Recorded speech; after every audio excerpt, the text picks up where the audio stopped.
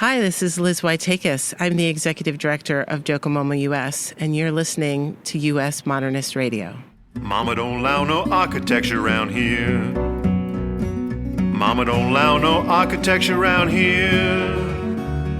Oh, I don't care what Mama don't allow, gonna draw mine modern anyhow. Mama don't allow no architecture around here. Welcome to U.S. Modernist Radio, where we talk and laugh with people who enjoy, own, create, dream about, preserve, love, and hate modernist architecture, the most exciting and controversial buildings in the world. I'm Tom Guild. From futuristic watches to undersea lodges to 21st century architecture, we're going to step outside the box a bit today. We've got a man who creates exquisite timepieces, Ben Rousseau. Then we'll dive into the Jules Undersea Lodge and its proprietor, Ian Koblick. We'll wrap things up with architect John Jennifer Marx and his ideas on where modernism is headed in its second century. And now, wearing a $10 Timex knockoff on his wrist, here's your host, Mr. Modernism, George Smart. Thanks, Tom. Some wonderful people have attempted to give me beautiful watches over the years. My dad gave me his watch, and my grandfather's watch, too. Neither was particularly remarkable, but of course, they are deeply emotional keepsakes, and they are now in storage. My lovely wife wanted to buy an expensive watch for me one Christmas, and I talked her out of it. My great aunt gave me an ornate 20th century clock with an incredibly delicate glass cover, and I sold it immediately. Why watchophobia? 2 reasons. One, I tend to lose or break watches. Pretty much any timepiece on my wrist over $10 is going to be hit in a car door, or lost on a plane, or dropped in the old American Standard. Second reason, I'm strangely cheap about watches. I just can't bring myself to consider a $1,000 or a $10,000 watch on my wrist, but there are a lot of guys that are really into this, and it's a huge industry. Of course, everyone has their thing, the thing which isn't practical but they want to spend big money on. For example, people routinely spend $3,000 on a Taylor Swift ticket when you can hear her free on streaming. Or they spend $15,000 plus to see the Super Bowl when you can see it on TV free. We're all a little crazy like that. What's my thing? Well, it's no longer around, but it was called the Galactic Star Cruiser, the most immersive science fiction experience in the world, thanks to Disney. I plunked down a significant, non-trivial amount for an amazing 2 days inside this huge simulation, and it was so worth it. 2 days? 2 days. Wow. Like a 2-day ride. Yep. Just a 3-hour tour. The closer here is, folks, it's okay to follow your passion with your wallet. My cheapness shouldn't stop you from buying a nice watch. And when I dress up as the architect of the Death Star, I mean, come on, someone had to design it, I ask you, please suspend judgment. And don't shave your head. U.S. Modernist Radio is underwritten by Diane Bald and the Budman family, restoring significant architecture in Toronto, Los Angeles, Malibu, and Palm Springs.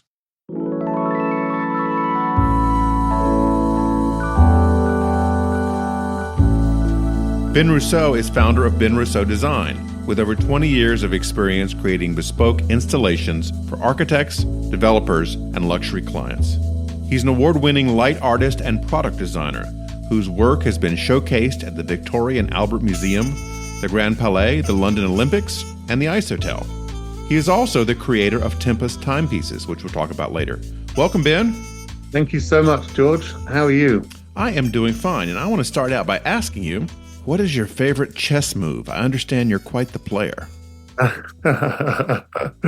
My favorite chess move. I don't know about my favorite move, but I've got a favorite board that I created with a glass playing set, and I have a set with polished acrylic and frosted acrylic pieces, which I designed every part of them to look like traditional pieces in a very modern sense. So it illuminates, and then I have a black American walnut frame, which I've cast in liquid bronze. There's a photo on my website somewhere, but it's a beautiful piece, very tactile, and I very much enjoy playing it. Would love to give you a game sometime.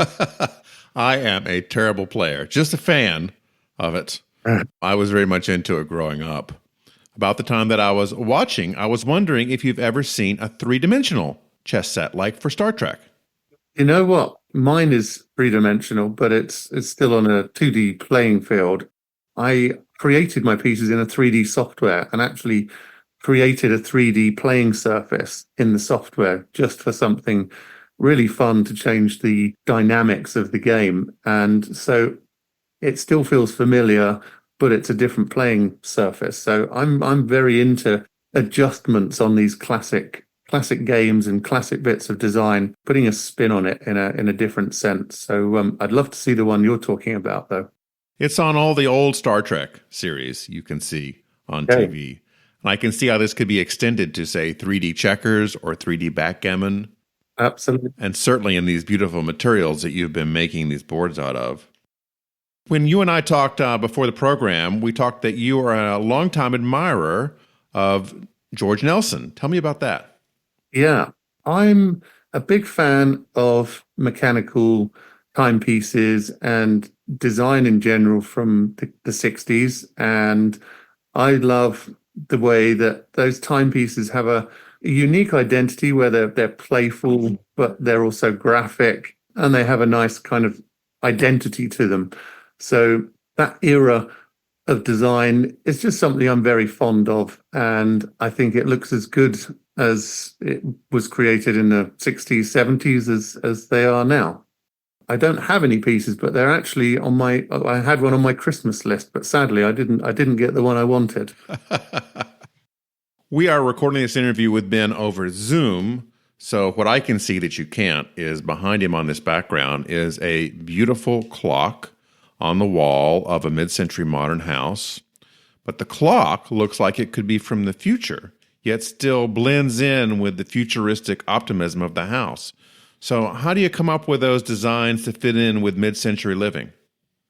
I used to kind of set myself a set of parameters, and that was kind of, would this new idea look good in the Goldfinger house or one of the early James Bond film sets, which were designed by Sir Ken Adam, who I'm a huge fan of. So what I wanted these pieces, and especially with these timepieces, I wanted them to be functional. I wanted them to look great in a modern home, but also have a futuristic quality where we're taking you into the next generation of timekeeping. So they are using a building pattern of light to replicate the time. And as with a normal clock face, they are circular, and 12, 3, 9, and 6 are in their familiar positions as hour markers, as in north, east, south, and west. But effectively, it has an animating second hand, which are, let's say, they're patterns of light. There's basically 132 segments that illuminate in sequence. So we have these 60 building seconds around the outside, and as the 60th second builds, then the next minute would illuminate, and then the seconds go out, and then this cycle continues of building light. So you've got this beautiful energy where the clock face is actually showing time in real time, but because different amounts of the clock face are changing throughout the course of the hours. So if you imagine the time as 1:15, the brightness and the vibrancy of the clock is going to be very different to if it was like 11:55 p.m. because it tells the time across a 12-hour time path. But what I want it to do is to have a real beauty and calming quality to it, where we've never been busier in our lives, and there's so much communication with the digital world, and some of that's good, some of it's absolutely amazing, but also it's a little intrusive sometimes. And I wanted these timepieces to be a reminder for people to stop and actually just enjoy having a few seconds watching time pass. And I know that sounds a bit crazy that I'm asking people to kind of just enjoy watching the time go by, but actually it's about having time to yourself, and it's about having some calmness. And the beauty of these timepieces is that when you watch them go round, there's kind of like a soul, and there's a connection with these pieces, which it's really beautiful. It's kind of hypnotic, it's kind of rhythmic, and there's something really wonderful about just having a few minutes watching the time go by. And I always say to people, come and experience some time with my timepieces. And that is what it is about. It's an experience. It's a thing of interaction and beauty. Yes, they are a wall decoration, but they're functional artworks. And I just think they need to be seen. So please do check them out. Is there a name for this particular clock? So this is the Tempest Classic. And I actually call this one the Classic because it uses a frosted glass with a black background to it. And the reason for this is because it's using patterns of light. I wanted the relationship between light and dark to be as absolute opposite ends, yin and yang, as possible. So the beauty of this black is it's almost so deep that it's almost like looking into a shadow. There's no reflection. And for me, that was the absolute pinnacle of a timepiece that is an illuminated timepiece. So because the light is showing itself off to its absolute maximum and the black just gives this depth. It's like light and dark. It's the absolute opposite ends of the spectrum. And it's so vibrant and beautiful. And then with something like a brass frame like this one has, it has that kind of luxury, familiar element of a kind of modern piece of furniture that would feel familiar in a 60s, 70s house as it would today in a 20th century piece of architecture. And that's really what I wanted it to do. I wanted it to feel familiar to the guys that like their watches and their classic design, their classic sports cars. But also I wanted it to have a feeling of it's from the future. And the way I built it, it's not an LED screen. It's actually with segments that digitally illuminate using addressable LEDs. So there's kind of an analog quality to it, which just makes it feel like it's got a foot in each era, like it's got a foot in the 70s and it's got a foot in the 20th century. So, it's very deliberate, but it works nicely. I really like it. Is there a watch version available? So there is a watch version that I have on the smartwatch on the Android platform at the moment. So you could download that on the Google platform. Mm-hmm. I would be building more versions or more patterns, as it were, because the criteria is there's 132 segments. So there's always 60 seconds, then there's 60 minutes and the 12 hours. But the shapes of the hours and the shapes of the little symbols I can play with and have a bit of an artistic license with. So that's kind of fun. But it works really beautifully in this circular formation. You've done some great installations around the world. One of them is in the Ice Hotel in Sweden, a really large installation. What's that about? So it's actually quite a funny story. I was looking for somewhere to propose to my wife, and I was doing some research, somewhere special that would be exciting and a bit romantic. And when I was looking, I found all this beautiful imagery of the Ice Hotel with lighting, because lighting is a real passion for me. When I found this amazing hotel full of artwork and beautiful creativity, I just knew that it would be a wonderful romantic place to take her. And we got there, and they'd arranged this special ice church for me as a bedroom, because each of the artists' suites is created by a different artist from all over the world.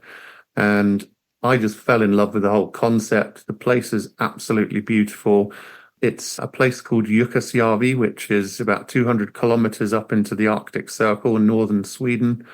And there's beautiful northern lights. You can do tours around on the sleigh dogs and stuff, the husky dogs. And it's just a wonderful experience. And every year, it's a competition to be part of the design group. And these are temporary installations, right, every winter? Well, it melts back into the river. They basically borrow the ice and then they harvest it the year before. And then after the season ends, the season's kind of end of November.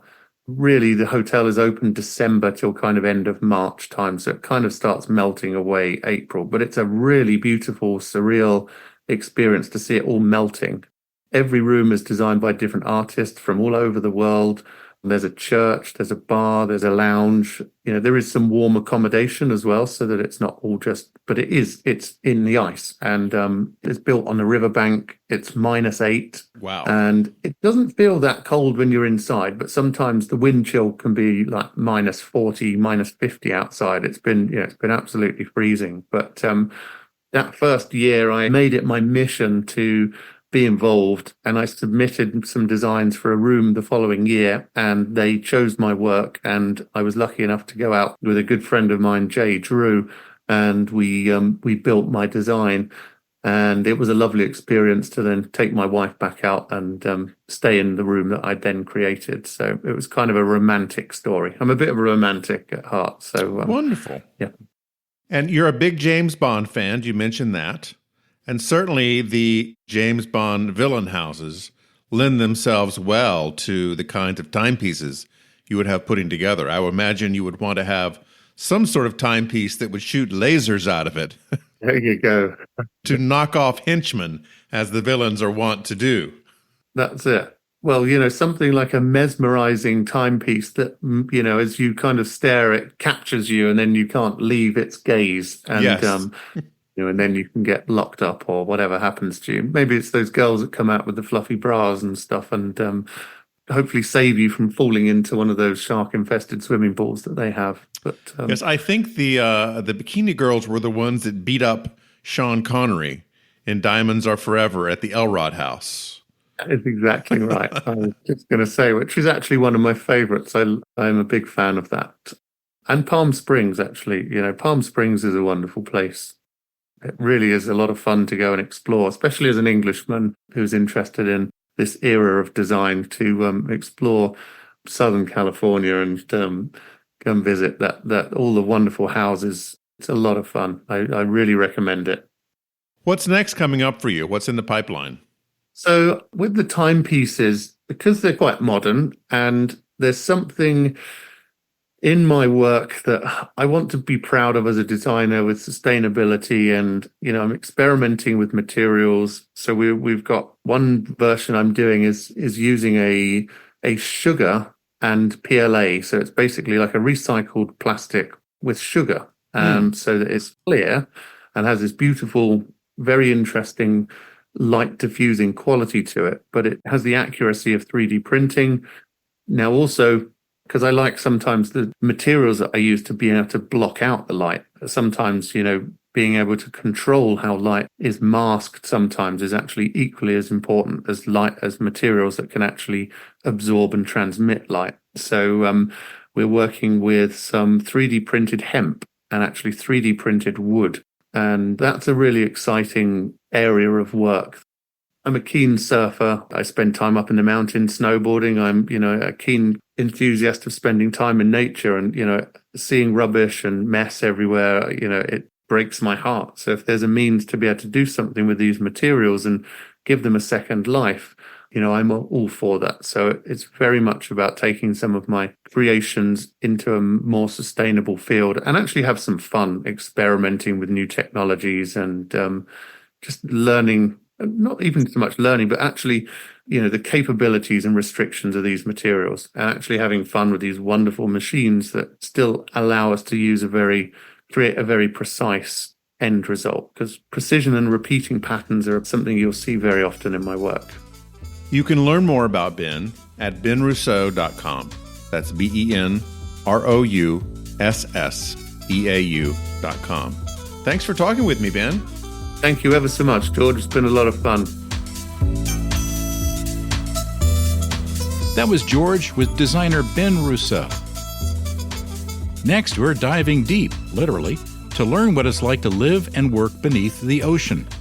Ian Koblick, aquanaut, explorer, and educator, has spent 60 years pushing the limits of undersea exploration. A member of the historic 1969 Tektite 1 and 2 missions, which proved humans could live for extended periods underwater, he was inspired to create Jules Undersea Lodge in Florida. The world's first underwater hotel, Jules Undersea Lodge has drawn visitors such as Steven Tyler, Tim Allen, and Pierre Trudeau. Ian has also written 2 books, The Koblick Chronicles and Living and Working in the Sea. Ian surfaced recently to speak with George via Zoom. Ian, I have been reading about the Jules Undersea Lodge for maybe 50 years now. How many of these interviews have you done about this thing? Many. Over the years here, we've been here 40 years. I've probably done 50 to 100 interviews. We've been covered in all kinds of press, all kinds of media. We just accomplished a 100-day mission doing diving physiology that went around the world. We communicated one-on-one with 16 countries from Vietnam to Australia. You are a kind of person, most people don't know this word, it's an aquanaut. So you are exploring the great unknown that is underwater. That's correct. I mean, we did some serious exploring. When I first built what is now the Jules Undersea Lodge, it was, and to this day, the most advanced habitat ever built. We put it on the edge of the Puerto Rican continental shelf, and we lived there for 2 weeks at a time, going down into the Puerto Rican trench and testing diving tables. So yes, it was real serious exploration, and I enjoyed it. I loved it. You've been doing this a long time. You were originally part of a 1969 Tektite mission. What was that all about? Type 1 was the first time that man lived underwater for an extended period of time. And it was almost 60 days, 59 and a half days, I think. The whole thing was to see whether you could survive, your physiology, your mental stability, because being isolated in a hostile environment was still unknown at that time. We didn't have people living in space for a year at a time. No one had really lived in space for any length of time. In fact, Scott Carpenter, was one of the first aquanauts out of the Navy, and he was the second man to orbit the Earth. So that's how far back this goes. Yeah. Now, hadn't people been undersea for more than 60 days in submarines? Yes, but not in a hyperbaric. That's at normal atmospheric pressure. Okay. This is living under pressure.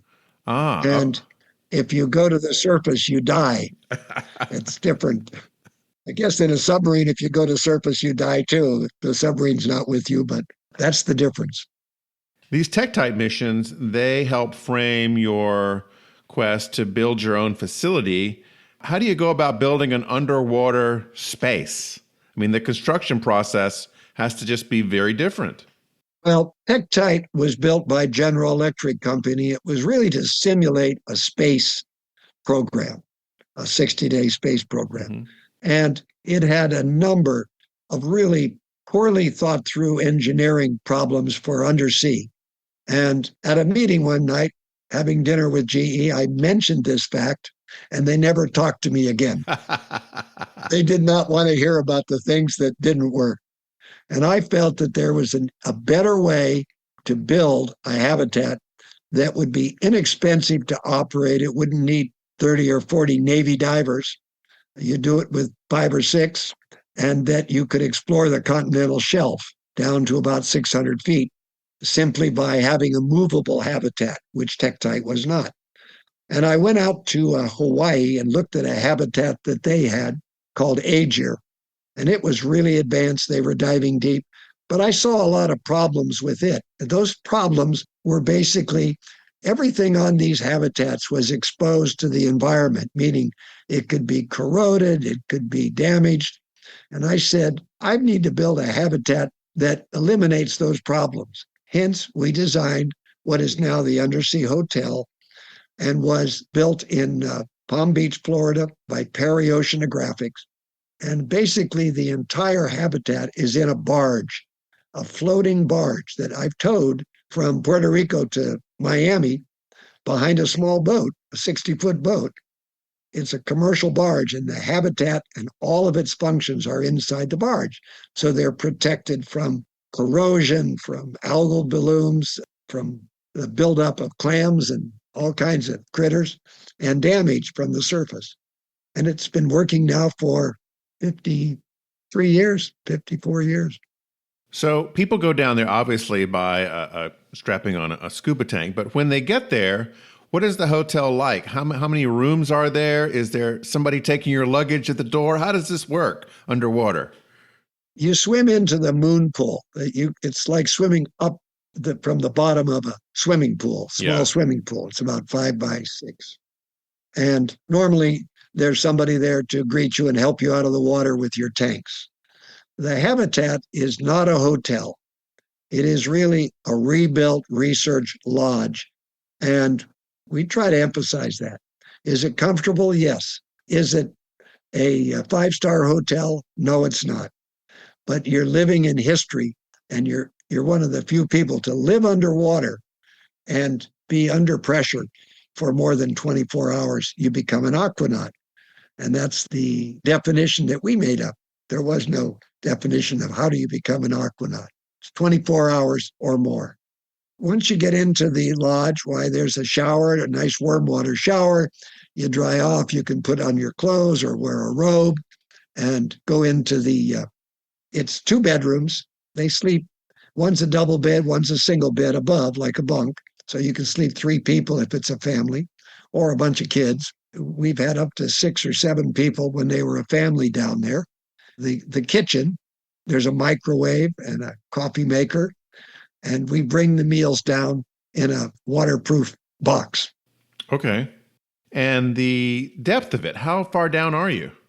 The storage depth, that's the depth of the swimming pool level, is 22 feet. Okay. We're in 30 feet of water. Okay. And are you on the edge of a reef or anything? Do you see out from the lodge?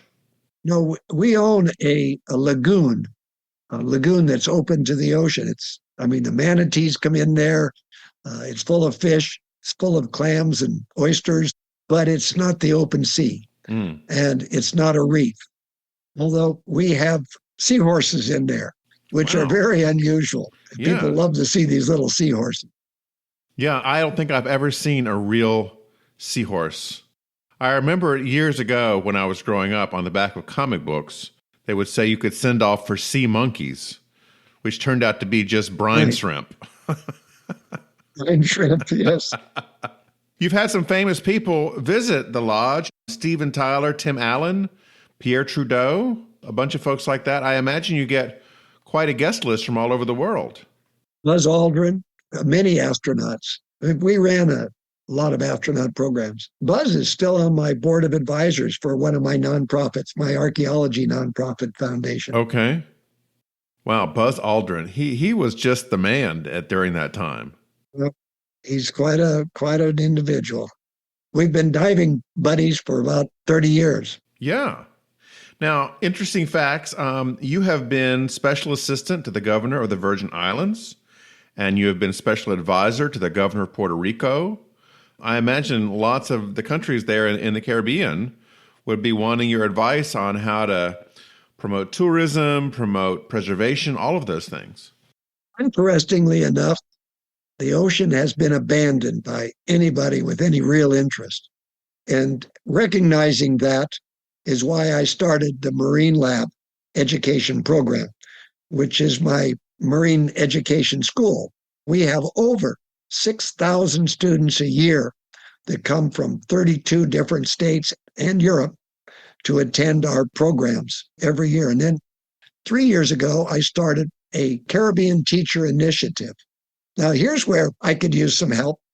We scholarship teachers from the Caribbean to come here for a week-long teacher training program where they not only learn about the coral reef, the seagrass, and the mangroves and plastics, but I try to send them back with a working program in how to get their community to participate in marine cleanup, marine projects, get the Boy Scouts involved, the church involved, and get the community working.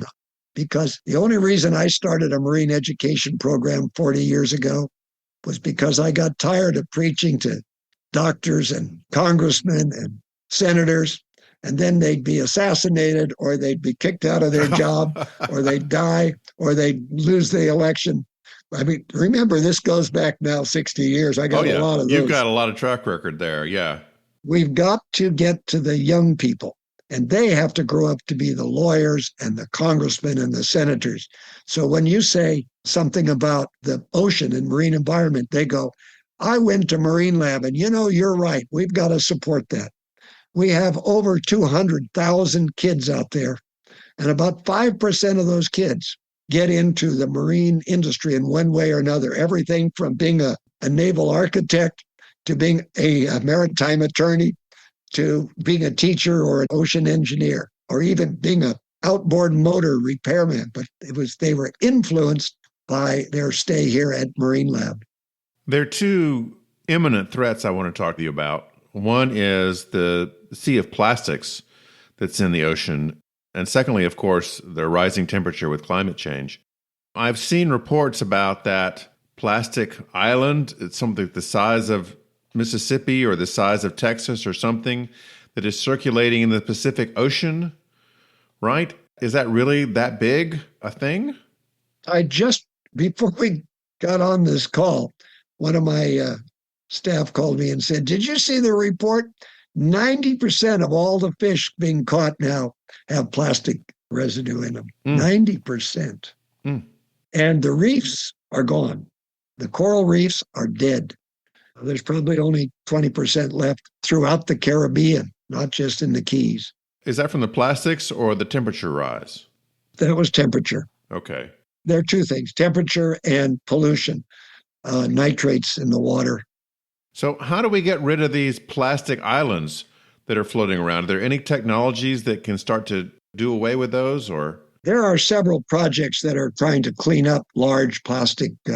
One of them that I just saw was they had a big net that they put around it and brought it into a hopper and then ground it up and compressed it. I'm not sure where it goes. Probably goes to China and they redistribute it back in the ocean. Who knows? I don't have much faith in any of this. We don't have the money. We don't have the staffing nationwide to really deal with ocean problems. It's gigantic. It would seem like between the plastics and the environment and other factors that are going on, we're just creating more and more natural kind of disaster situations. It's correct. And for all of my effort to try to get enough people and enough governments to really pay attention, it didn't happen. It's not going to happen. And the ocean is going to perish. We can't recover it. There's no recovery. We could slow it down, but we can't recover. Corals will come back in 1,000 years. They're tough, but we won't see it. None of our generations will be around to see the recovery. So how long have we got, Jan? How long have the oceans got before they really get bad? I don't know, but I'm not going to have to worry about it. I know. I'll tell you that. I'm counting on you, man, to stick around another 50 years. All right. It's even hard to find my friends anymore. I'm in past my mid 80s, so time is limited. And I'll tell you what I'm trying to do. This is if you have anybody that is interested in really supporting getting people involved in the ocean, I'm trying to rebuild our facility here. Talk about architecture. We're living out of a 1970s old boat shed, which is what we converted to our dormitories.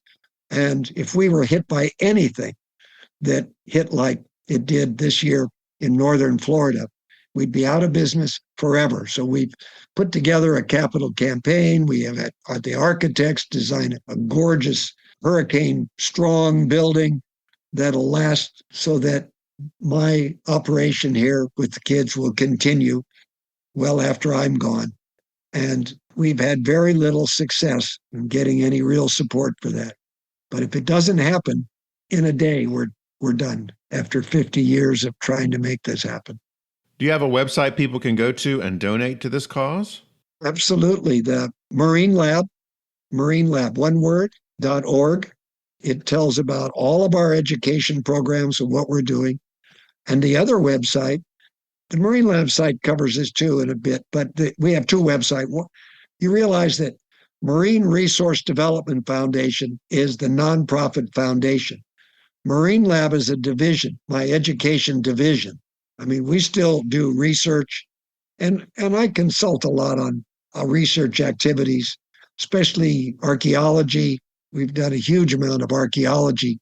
I had to set up a separate foundation called Aurora Trust to work in Europe because they wouldn't allow American nonprofit foundation to do the kind of archaeology we wanted to do. Okay. So we went there and we worked for 7 years, and we found 28 Roman and Greek shipwrecks intact. I mean, the ship went down and it's still laying in the same position. And we got the governments to set those areas aside as protected areas. Yes. So that they don't get destroyed by people dumping their fill out there or the fishermen dragging their nets over them. And we worked in Croatia and Malta. We were based in Malta, Spain, Italy, France. We worked all through the Mediterranean. And we worked in Lebanon till it got too hot to work there and we had to leave. You can learn more about Ian Koblick through the new book, The Koblick Chronicles. And you can also see a great film from Shelter Originals called Underwater Hotel about the Jules Undersea Lodge. Thanks so much for talking with me, Ian. Oh, you're welcome. We didn't get into any architecture or what the next habitat ought to look like, but maybe we can do that some other time. Okay, I hope so. John Jennifer Marx is a San Francisco architect and co-founder of Form 4 Architecture. A UC Berkeley graduate, Go Golden Bears! he's been part of the annual Burning Man Festival since 2015. He's the editor of Toward Abundance, a book exploring the relationship between gender and architecture. And his new book, Second Century Modernism, is out in June. Here's our conversation with John Jennifer Marx.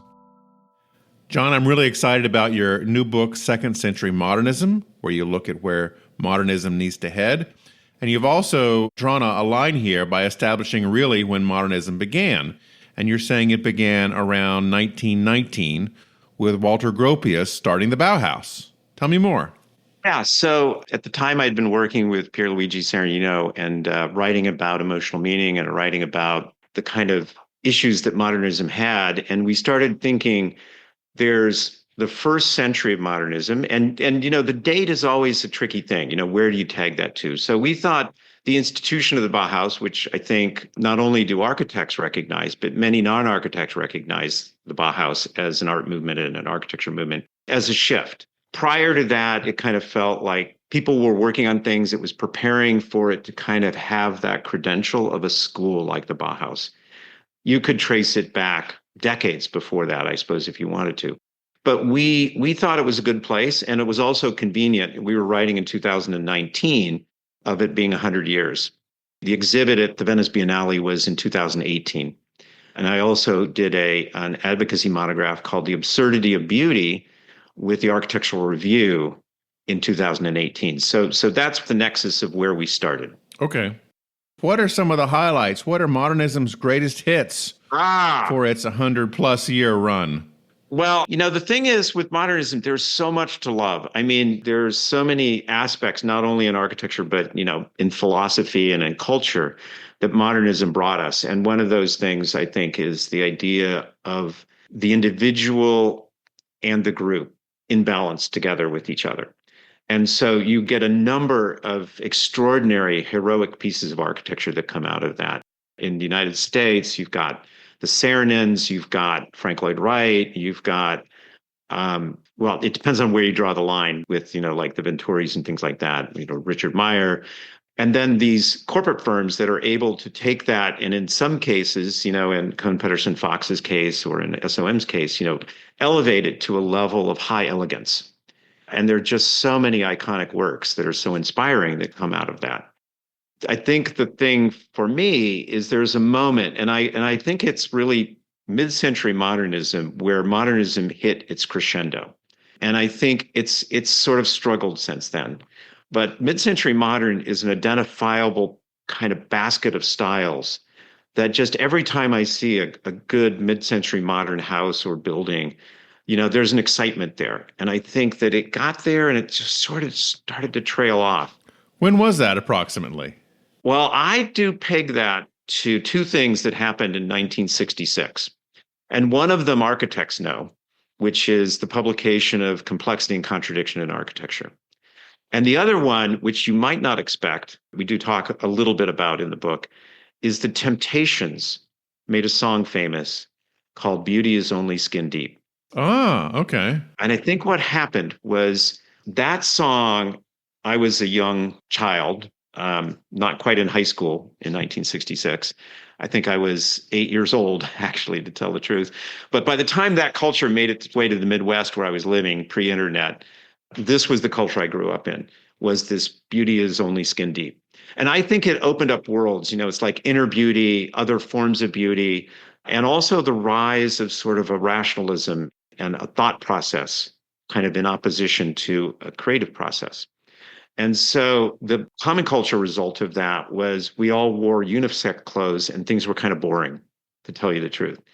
But what Venturi did, and this is my analysis of Venturi, the first statement is extraordinary, about complexity and contradiction. But the second statement, as he opens the door to greater richness, is I believe he kind of takes it away.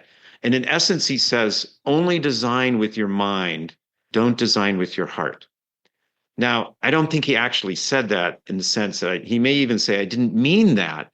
But I think what happens in reality is we went away from the idea of beauty as a thing. And I believe that after 1966, after this sort of crescendo, that the fine arts institutions and the profession of architecture reinterpreted this to mean that anything that was beautiful was de facto superficial, and that we needed to focus on a thought process rather than in balance with an emotional process.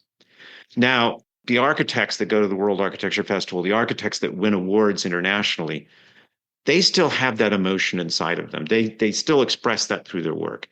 But the vernacular of architecture, I think, is what suffered.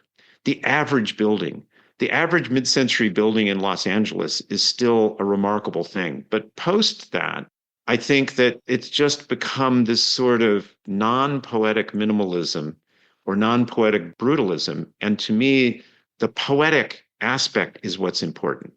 And it's very difficult to design in minimalism, absent poetry, something that still speaks to the human heart. Yeah, you can certainly track that with the architecture magazines of the era. Mm-hmm. Because, in 61, 62, 63, 64, a magazine would come out. There'd be 300 pages in an issue every month.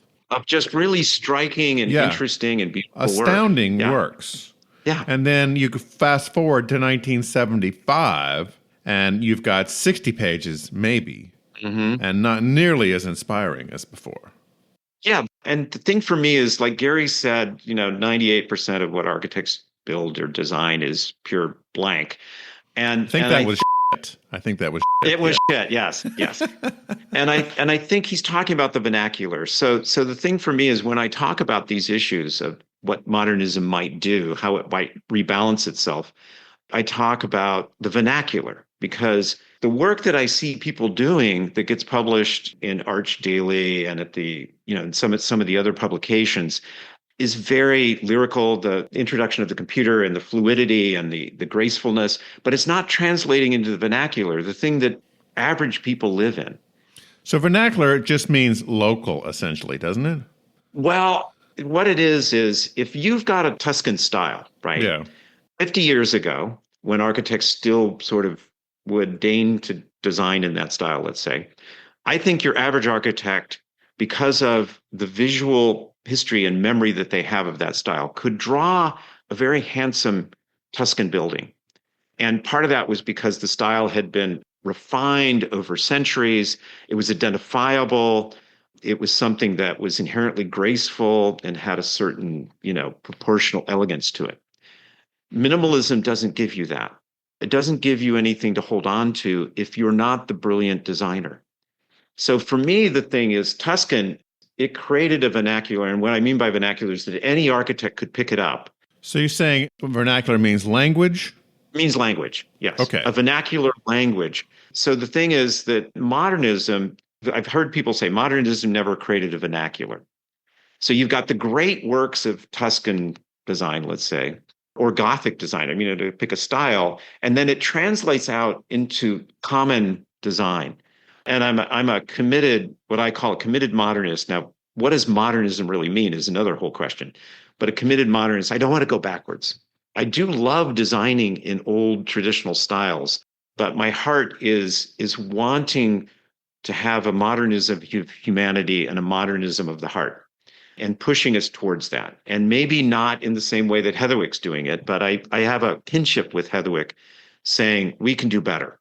And part of the thesis in your book is that modernism as we know it, mid-century kind of modernism flowing out of that, had some unintended consequences that people didn't see coming. What were some of those? Well, I think the unintended consequences are not mid-century modernism itself, but what came afterwards, is the unintended consequences were that the public sort of lost its engagement with architecture, with modern architecture. Right, because all those realtors were telling them that the houses would leak, and these were all, Oh, the modern. Oh, no, I think so. Bloomberg did a Harris poll, and I think this was with the AIA, but they did a poll, and they compared government buildings, and they compared historicist ones to modern ones. And what was interesting was over all categories, all demographic categories. So whether it was age, education, race, income, 72% of the people preferred the historicist ones over the modern ones. Oh, yeah. This is the poll that Justin Shubo and the National Civic Arts Society are talking about all the time, trying to get rid of modernist buildings. Well, I look at it the other way. It's a rallying cry for architects to do better. And I believe that we can do this, but we have to shift our intention. And so recently I did in Lisbon in 2022, I did a panel discussion, and the topic was lovable buildings in a man-made world. This was with the Architectural Review. I had said I want each of the panelists, including myself, to provide 2 examples of lovable architecture. And the Architectural Review editors, Manon and some of the rest of the editorial staff, we had this whole discussion about what was lovable architecture. And what was interesting was they kept flashing examples, and I said, you and I love this. These were brutalist, minimalist buildings that were very nice. Yeah. Let's say, for an example, would be Tadao Ando's Church of the Light. Okay. Beautiful. I mean, beautiful. We're trained to love this building. I do love that building. That building is not lovable, but I do love it. And that distinction is important.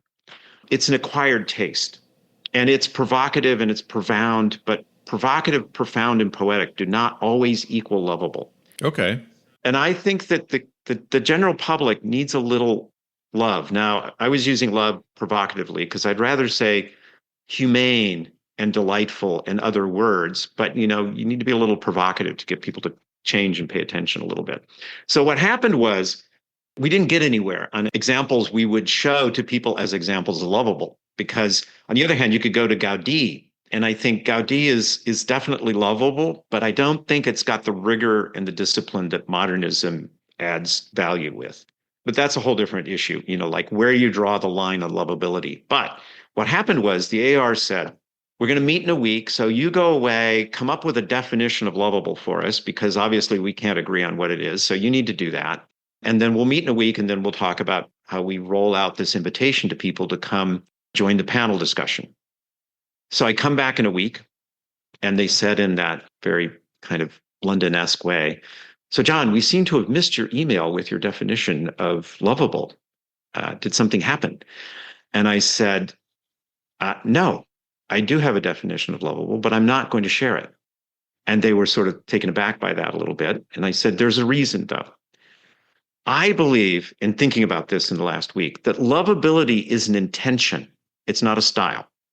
I want 20 million designers with the intention of designing something lovable and show us what that is, rather than listening to me pontificate about what it might be. Because we all know kind of what it is. We just don't want to do it as a profession. And I believe that we need to open it up a little bit. We need to expand what we believe is part of what modernism can be, because mid-century modern and before, there was a lot of lovability to that. And mid-century modern, I believe, is incredibly lovable, even to the average person. But there was a spirit to it that's gone missing. And I want that spirit back. And so I realize this is kind of an amorphous, changing thing, and that you don't want to define what it is. But for people like me who are not architects, and our listeners who are mostly not architects, what are some of the common elements of lovability? I mean, what are you recommending that architects at least pay more attention to in this second century of modernism? Well, so for second century modernism, what I did was I said, how would I define first century modernism? And I wanted to find something that a current modernist would agree with. And I said, first century modernism is perhaps an architecture of abstraction and ideas. And I haven't found somebody that said, no, that's not true. That's not what it's about. I mean, they might say it's about more than that, but that's a fundamental thing. And that aspect of abstraction, I think, is important, where as we do a reductivist approach and a minimalist design intention, I think we're thinking we're getting it to the essence of architecture. We're getting it to its poetic core. If you look at that and you take a bit of humanity out each time, so that in the end, when you come to this pure thing, there's no humanity left. There's no excitement. There's no quirkiness. There's no personality to it. That you shouldn't be surprised when no one loves it because they don't see humanity in it. A machine could have done it. And ironically, I also write about artificial intelligence. Artificial intelligence does a better job of doing lovable buildings at the moment than most architects do, which I find very sad. Well, okay, again, help me understand what this is. So what are the elements that represent the humanity in a building that went missing after 1966 and that you want to bring back? It can be some of the classic things that we talk about, in modernism. It's just like the richness of texture, the richness of scale and proportion and things like that. But I think it takes a little bit more than that. I think it takes a little bit of a quirkiness, a little bit of an arbitrariness. There's a little joke that, the greatest sin of an architect right now is to be arbitrary. I think that the arbitrary things are the things that we remember, the things that are memorable, those quirky things that you don't expect, that give it sort of this interesting character to it. And if it's too pure, if it doesn't have that delight and that surprise, there's a whole range of emotional concepts and words that we just don't have in our dialogue, and we don't design to them. The way that people do it right now, which I also think is lazy is perhaps the right word, but sort of like cheating, is to just cover buildings with greenery and landscape. And to me, that's like, there's no design there. So if a building has design, it has a uniqueness, it has something that you go, I love that. Because what I do is I challenge people about minimalist buildings and I say, tell me what you love about that building. So that might be the essence of this, is if you're a designer and you're saying, this is what I want you to love about this building. And they try to explain it with words like, I want you to love this small little gesture. And if you look at it and you say, I get that, but it's just not strong enough.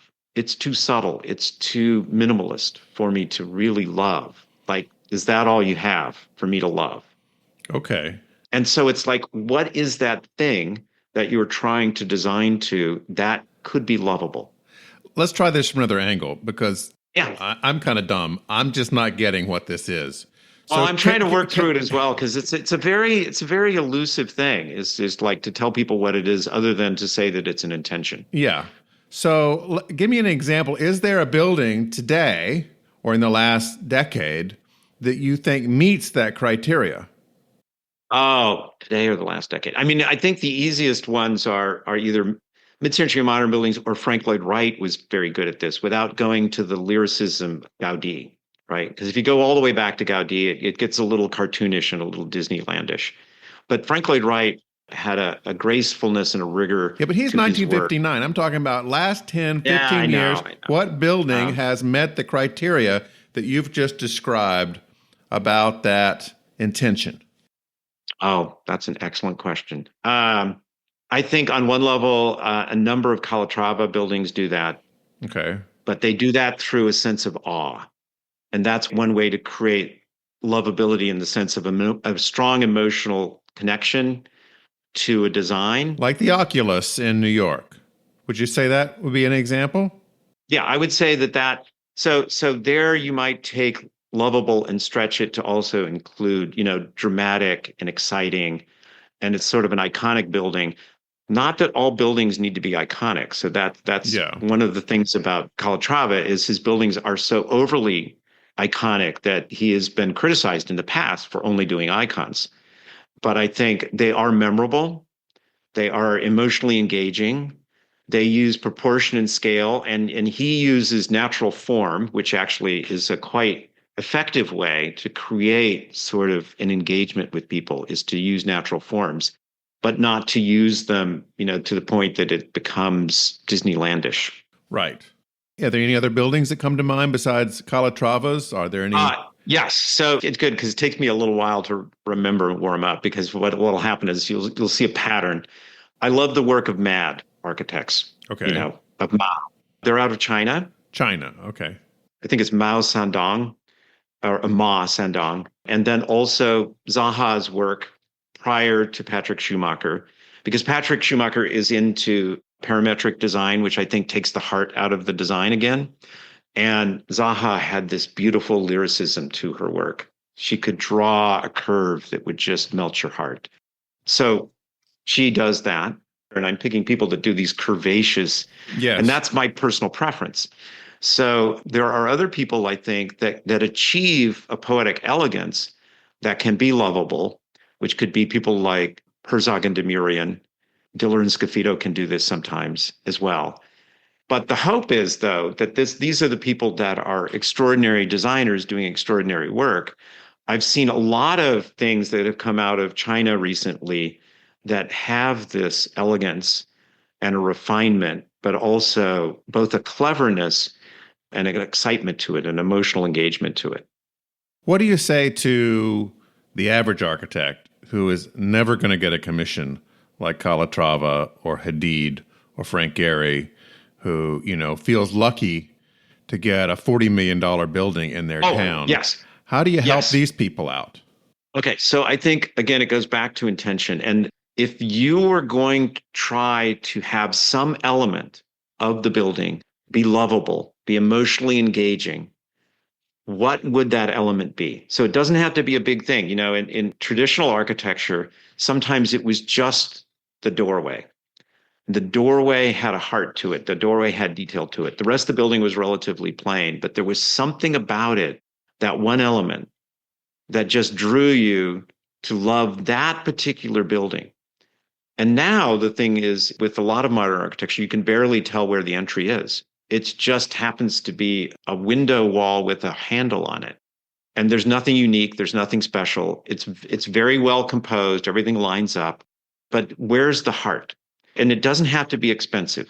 And sometimes it could be just a color. So Barragan, for example, was brilliant at just color. So I would say that Barragan is an example of lovable design, but through the use of color and simple shapes. So it doesn't have to be ornate. It doesn't have to be highly textured. But that color alone was enough to do it. But you look and you see buildings and you go, there's nothing interesting. There's nothing remarkable. There's nothing lovable. It's just, you just keep going and going and going. But one problem I have that I've encountered myself with this same exact thing, because, I'd love to say that every building we do is lovable. And the truth is, there are some that are less lovable than I would like them to be. And sometimes that's because the client wants the building to be timeless. So you design something interesting and the client says, no, you can't do that. That's going to be outdated in 5 years.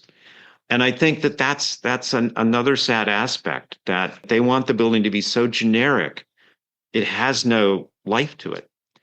And I think culturally, we don't reinforce that. We don't say, where's the cool part of this building going to be? Rather than, well, how can you make it more generic? Is this just a function of clients trying to save money, basically? There is a large part of that. And I feel for every architect that you just described, every architect that is hoping to get a really good commission, like when you talk about Zaha, that's where it's like the elite architects. Right. The vernacular is all those architects that would die for, half a quarter of one of Zaha's commissions. Yeah. To do something where the client just gives them free rein. So the thing is, how do we get our clients who are complaining, ironically, about this, like there's nothing, like where's the magic of architecture seems to be gone, but they also don't want to let us do it. So how do we excite them? That's the thing is I think we're at a catch-22 where we're at the extreme edges of a non-functioning relationship between the profession and our clients and the general public. And they're starting to not believe that modernism can produce these things anymore. I believe it can. And we just have to try as hard as we can to put love back into it. And love, emotional resonance, emotional meaning, beauty, however one defines that. Maybe it just put the cool back in. I like that. The cool. You know? The cool works too. The cool is an excellent word. Yeah. Because if you go into a building that's just a steel and glass box, and there are tens of thousands of them, you don't think that's cool at all. No. You know, you walk into the bar at the Seagram building, and you go, oh my God, this is an incredible room. This is so cool. And you see people coming up the stairs into that bar, and they're all saying the same thing. This is so cool. You can see their mouths move, and they're all saying it. I think that's the kind of vibe that you're hoping for modernism to rediscover about itself in this next 100 years. And it doesn't have to be this big, expensive thing. It can be some little twist. Yeah. But it has to be unique. It has to catch your emotions. And I think we know what that is. I do. I think architects, we're in a constrained environment where we just need to somehow break out. The book is Second Century Modernism, available in fine bookstores everywhere. Thank you, John. Thank you, George. This has been fun. Thanks for listening. U.S. Modernist Radio is underwritten by Diane Bald and the Budman family, restoring significant architecture in Toronto, Los Angeles, Malibu, and Palm Springs.